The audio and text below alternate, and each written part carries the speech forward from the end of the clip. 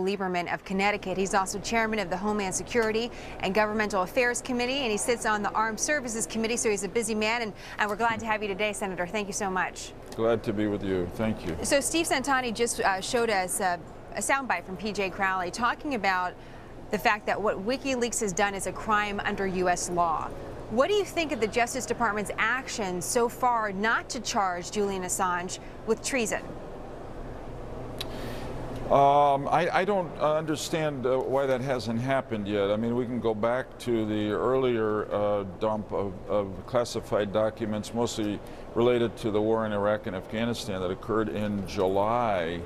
And to me, that was a violation of the Espionage as well, and Act as well. Certainly now, I think it's time to for the Justice Department. I'm not there. I understand every Attorney General has to make a judgment call, but I'm a former state Attorney General. It sure looks to me on the facts that Mr. Assange and WikiLeaks have violated America's Espionage Act with great negative consequences for us. He ought to be indicted, and then we can ask the authorities in England to extradite him here to the United States. If we don't do that, somebody else will come along and do exactly what WikiLeaks has done. And that'll hurt America even more. So what do you think is going on? Why do you think that the Justice Department hasn't moved forward? Does it have something to do with politics? I don't think it has anything to do with politics. I sure hope not. I think there's probably an argument going on among the lawyers there about whether this is technically a violation of the act. But I mean, this guy essentially, first, there is a Private Manning, who we think is the source of most of this material, gave it, downloaded it, took it off classified websites of ours, gave it to WikiLeaks. He's being held in a military brig, and he's going to face a court-martial. So you start with a charge by the military that a crime was committed. It seems to me that the consequence, this is stolen material, stolen classified material that WikiLeaks got from people and then put out on the internet. I think it's the most serious violation of the Espionage Act in our history, in the consequences globally that have occurred. So I hope we're soon going to hear from the Attorney General that Mr. Assange is under indictment and that he comes before an American court. Speaking of the seriousness of this, Julian Assange has written an editorial that points out or characterizes his organization as an underdog in the media world. And he's saying that he's a journalist and he's just providing information out there for the world's citizens to see. He mentions that organizations like the New York Times have published his information, which you're classifying as state secrets. So are other media outlets that have posted what WikiLeaks has put out there also culpable in this and could be charged with something?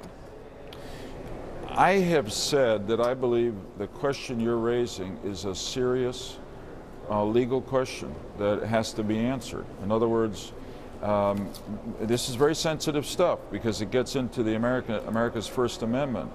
But if you go from the initial crime, Private Manning charged with a crime of stealing these classified documents, he gives them to WikiLeaks.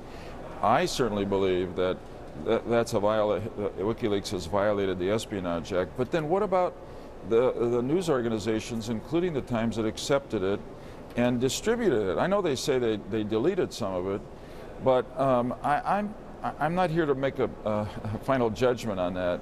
But to me, New York Times has committed at least an act of bad citizenship. And whether they've committed a crime, I think that bears very intensive inquiry by the Justice Department. And again, why do you prosecute crimes? Because if you don't, well, first you do because that's what our system of justice requires. Second, if you don't prosecute people who commit crimes, others are going to do it soon and again. And I'm afraid that's what's going to happen here. When it comes to matters of our national security, we've talked a lot, you and I, about the defense authorization bill that includes the repeal of Don't Ask, Don't Tell. Now, the Republicans have been very clear in the Senate that they will not vote on this authorization bill unless there's a compromise on the tax cut issue. There seems to be a compromise, but we're also hearing murmurs that there may not be. You've said we got to keep the Senate in session until we get this bill passed. But it seems like the clock is very much ticking right now, Senator Lieberman. Right. What do you aim to do?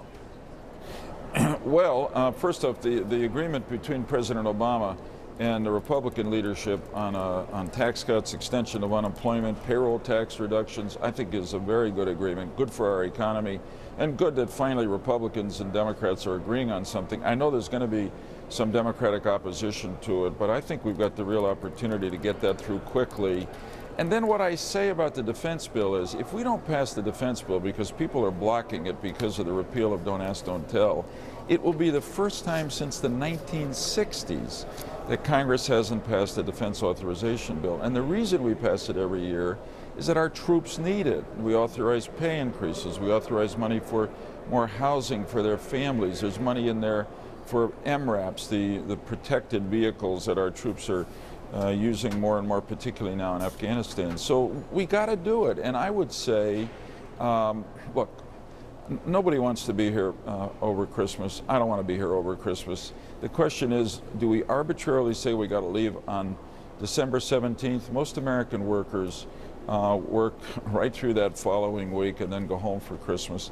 And I hope we can do that, because it would be just outrageous if we don't pass the defense authorization and repeal Don't Ask, Don't Tell, which is supported, I think, by a strong majority of members of the Senate, because people run the clock out. Incidentally, our troops will be working right through the end of the year and beyond, because that's what they do for us. We owe it to them to pass this bill, which they need for benefits that they otherwise will not get. And they're looking forward to seeing what kind of funding they have. We know you have a lunch to run to with the Vice President, among others. You guys know what you're eating today at the lunch at 12:30?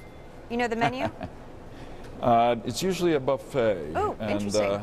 Yeah, I favor the salads. There's been not too many things have gotten better around Congress in the last year or two, but the buffet lunches have gotten better. That's something we did not know. Senator Lieberman, always great to have you here to cover a lot of ground, sir. Thank you very much. My pleasure. Thank you. And I might mention in just a couple of minutes, we're going to be talking about a proposed pay raise for our troops that some see as very stingy for people who are putting their lives on the line. A lot going on there. We'll be talking about that coming up. Right now in Geneva, 7-party